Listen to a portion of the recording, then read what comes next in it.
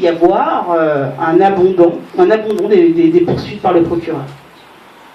Elle peut décider, c'est un peu aussi ce que l'on a vu dans le cadre du dossier Kenyatta et autres, hein, c'est pu avoir, bon voilà, j'abandonne ou je suspends, ça dépend, mais pour eux la suspension et l'abandon des fois c'est la même chose, enfin, vous voyez, mais ça peut intervenir. Et alors ces différents schémas, ces différentes hypothèses, à mon sens, elles dépendent évidemment du travail des avocats, mais pas que.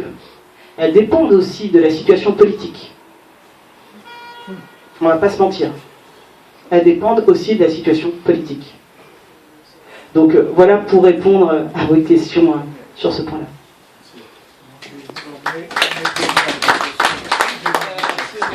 Excusez-moi, j'avais oublié aussi une question concernant Simone Gbagbo.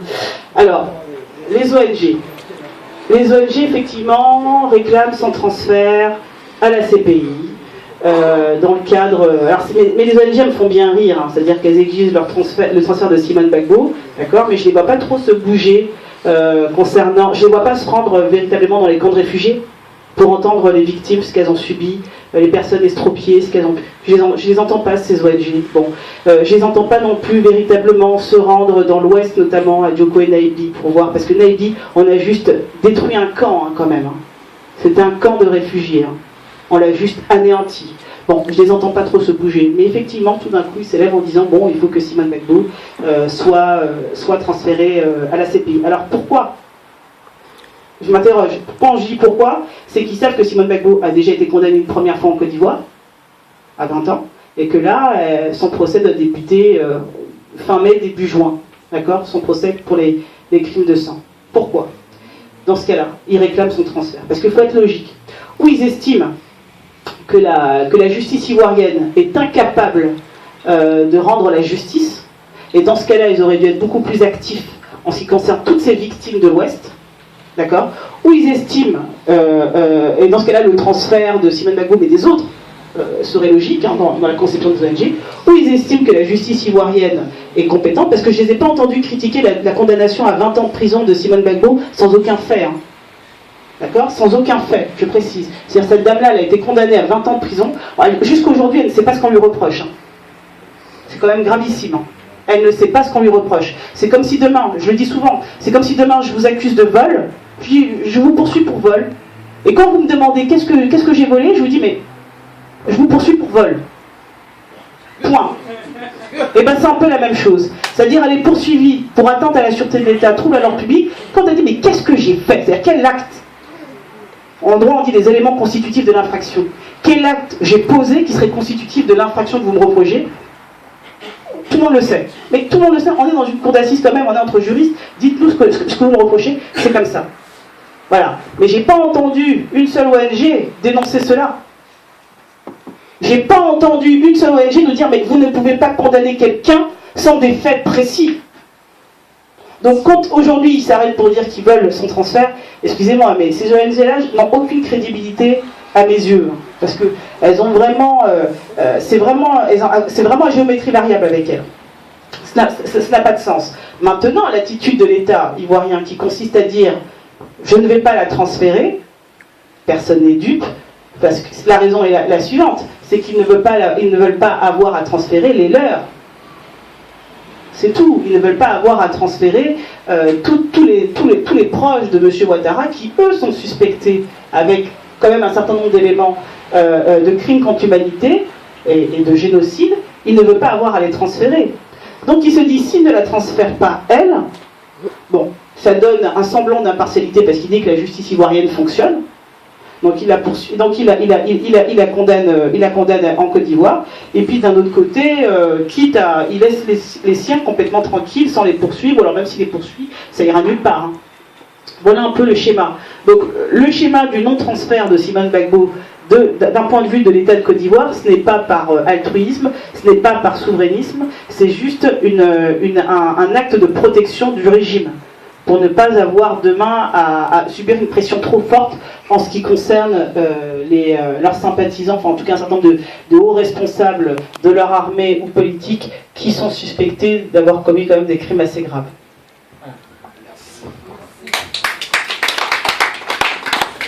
Donc je vais confirmer ce que Maître Habiba a dit, l'État n'a pas du sentiment, on n'a que des intérêts. Pour ce qui est de la valeur des Africains, c'est un blanc pour 1 million. La preuve, Léopold II a tué 12 millions de Congolais, on n'en parle pas. C'est de l'abruti. Par rapport à ce que vous disiez sur une éventuelle solution, par rapport aux événements pour la future libération du président Gbagbo, qui est toujours président pour moi, ça dépend des événements. On peut faire durer les événements encore 10 ans, sans problème, voire plus.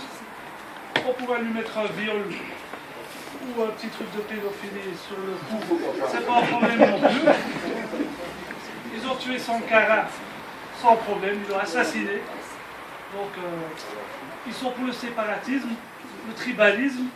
J'aurais voulu que vous parliez dans une des 60 ou 80 langues de Côte d'Ivoire, même si je ne comprends rien, mais ça m'aurait fait plaisir, et ne pas parler la langue de nos maîtres, qui ne sont pas nos maîtres. Donc voilà, la solution, c'est de ne pas être séparatiste, de ne pas être tribaliste, et une union africaine, mais dans le vrai sens du terme, mais ça pourrait être une des solutions. Mais il faut des victimes, il faut des morts, c'est obligé.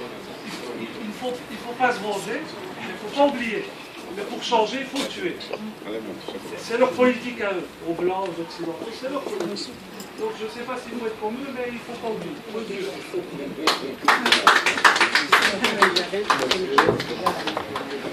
C'est simplement pour revenir à la question qui avait été faite avec Madame Gbagbo.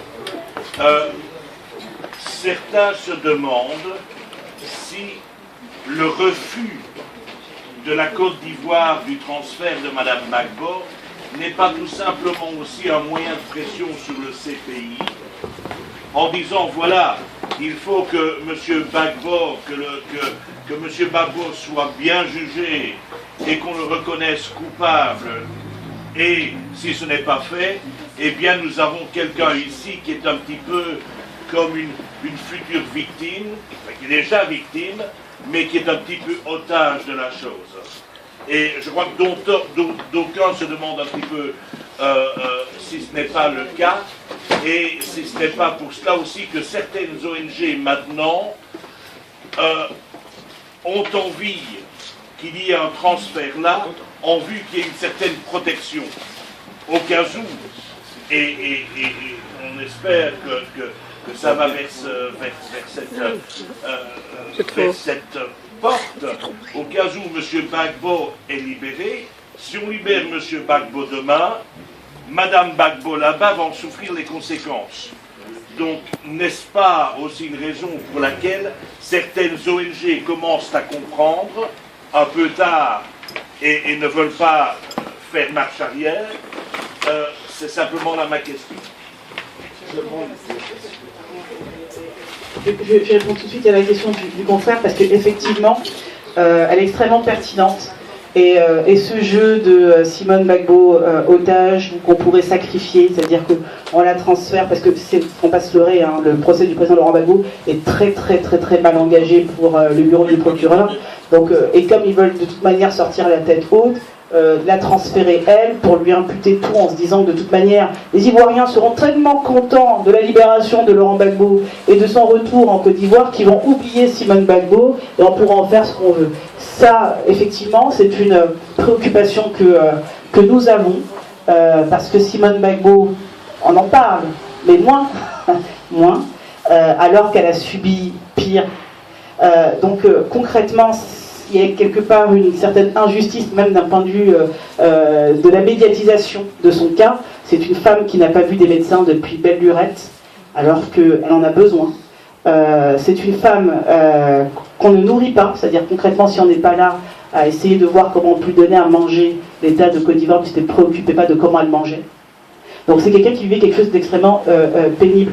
Et effectivement, les ONG, les ONG, ce qui m'interpelle avec elles, mais l'ONUCI, je vais vous dire, hein, parce que parlons de l'ONUCI, moi je les ai vus quand on était à Korogo, qu'on essayait de voir le président Laurent Gbagbo, qu'il était entre les mains du Comzone Faufier, et qu'on leur expliquait que le droit de la défense était bafoué, j'ai pas vu un représentant de l'ONUCI, notamment à la section des droits de l'homme, se scandaliser. Hein. Là c'est tout à fait normal. Hein.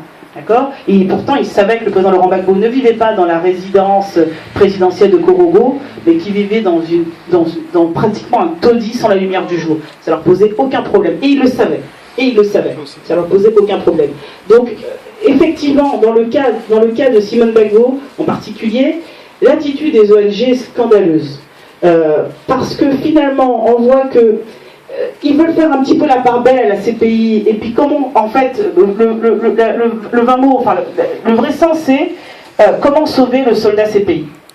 Comment sauver le soldat CPI, très critiqué, où on voit avec un procès qui prend l'eau, comment faire.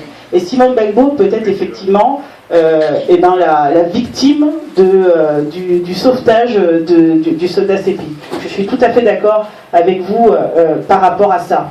Mais maintenant, par rapport à l'État de Côte d'Ivoire en lui-même, franchement, entre nous, ils ne sont pas suffisamment malins pour aller aussi loin. Je dirais même les ONG, elles y réfléchissent davantage. Pour l'État ivoirien, il ne faut pas oublier que le transfert du président Laurent Gbagbo a beaucoup choqué les Africains. A énormément choqué les Africains. Et les chefs d'État africains. Non pas parce qu'ils ont une affection pour le président Laurent Gbagbo, mais ils se sont dit potentiellement ça pourrait leur arriver et que Ouattara a créé un grave précédent. Donc aujourd'hui, ils sont dans la phase, il faut arrêter ça. Et Ouattara, quelque part, ne peut pas la transférer à cause de ça, mais aussi parce que même dans son camp, les gens le regardent et analyseraient, interpréteraient le transfert de Simone Gbagbo comme leur prochain transfert. Parce que sinon, ça n'a pas de sens. Les procédures, elles sont toutes ouvertes. Il sait très bien quelles sont les personnes suspectées. Donc voilà. Donc, je pense que c'est ce que vous avez indiqué est pertinent et je pense qu'il y a de cela. Il y a beaucoup de cela du côté CPI, du côté des ONG et du côté du pouvoir. Il y a une volonté de protection. Parce que ce qu'il ne faut pas oublier, c'est que même si la CPI acquitte le président Laurent Gbagbo, tant que Ouattara est au pouvoir, si le président Laurent Gbagbo revient, il l'arrêtera, il voudra le poursuivre. Parce que dans sa tête, dans sa conception, lui là, il ne peut pas régner avec un Laurent Gbagbo dehors. Voilà ça, parce qu'il ne peut pas régner il ne peut pas gouverner de manière démocratique, il règne, il ne gouverne pas. C'est sa conception. Donc, donc lui, de toute manière, si la CPI, il critiquera la CPI, il dira c'est là une raison, au contraire. Ça lui donnera l'élément, l'argument pour ne pas avoir à transférer les siens, en disant mais la CPI, elle n'a pas rendu justice aux victimes. Donc à quoi ça sert? Moi je les garde ici, je vais juger tout le monde ici, voilà ce qu'il va faire. Mais le président Laurent Gbagbo, lorsqu'il va revenir, il le poursuivra. Parce que les poursuites en Côte d'Ivoire, elles sont suspendues du fait du transfert, mais elles ne sont pas anéanties. Donc dès qu'il revient, elles reprennent. Donc voilà pour répondre à ça. Et pour l'observation qui a été faite, je dirais que le combat pour l'indépendance, et les pseudo-indépendances africaines le montrent bien, c'est qu'une indépendance, ça s'arrache. Ça ne se donne pas. Pour ceux qui ont cru que depuis les années 60 nous étions indépendants, je pense que ce qui s'est passé en Côte d'Ivoire, on a très bien compris que nous ne l'étions pas. Voilà. On n'a pas d'armée, on n'a pas de monnaie, nous ne sommes pas indépendants. Donc on fait ce qu'on veut de nous, effectivement, et la vie de nos compatriotes n'a que très peu de valeur.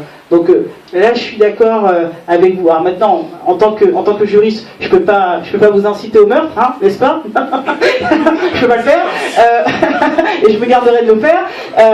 Mais il est évident que, de toute façon, on le voit, vous savez, en France, on dit souvent, lorsqu'il y a eu les bombardements en Côte d'Ivoire, on a dit, mais ils auraient jamais pu bombarder l'Algérie.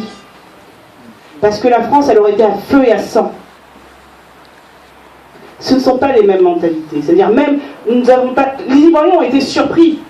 Les Ivoiriens ne s'attendaient pas, ça peut sembler truc, mais les Ivoiriens ont été surpris de voir la France bombardée. Ils s'y attendaient pas. Donc il y a eu un cri de douleur, il y a eu beaucoup de choses, mais nous n'avons pas le passé, par exemple, de l'Algérie qui a dû, elle, se battre pour son indépendance. On n'a pas la même histoire, par exemple. Je donne le cas de l'indépendance, parce que dans les rapports franco-algériens, on voit bien qu'ils ne font pas n'importe quoi avec les Algériens. Mais avec les Ivoiriens, c'est bon. D'ailleurs, c'est ce qu'ils se disent.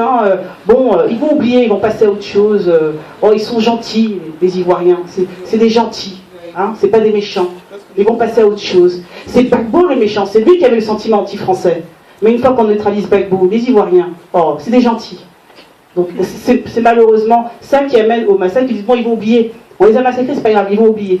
Ils vont passer à autre chose. On va leur prêter quelques millions à un taux d'intérêt énorme qui va les endetter à mort. Et puis ils seront contents, ils vont avoir une route à Abidjan et puis ils vont être contents. Voilà. Malheureusement. Vous avez Nous, c'est pas pour l'indépendant, en fait.